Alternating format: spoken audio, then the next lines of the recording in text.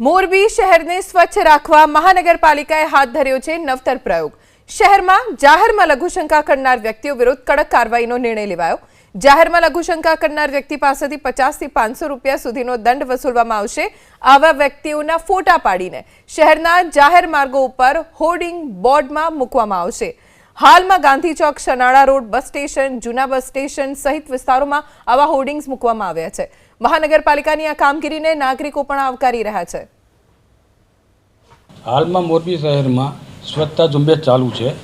એમાં જાહેરમાં શૌચક્રિયા કરતા હોય, કચરો ફેંકતા હોય એને દંડ કરવામાં આવેલ છે। અને હવે પછી જો કોઈ પણ દંડાશે તો અત્યારે અમે જાહેર સ્થળો ઉપર એના બેનર લગાડેલા જ છે। એમાં આપશ્રીનો ફોટો ન આવે એવી આપ સર્વે નાગરિકોને મારી વિનંતી છે। ગાંધીનગર કે જ્યાં જાહેરમાં કચરો ફેંકનાર સામે મહાનગરપાલિકાએ કરી લાલાક। જાહેરમાં કચરો ફેંકનારની ઓળખ કરી મનપાએ દંડ ફટકાર્યો। સેક્ટર 24ના બગીચા પાસે જાહેરમાં કચરો ફેંકનારની શોધખોળ કરી।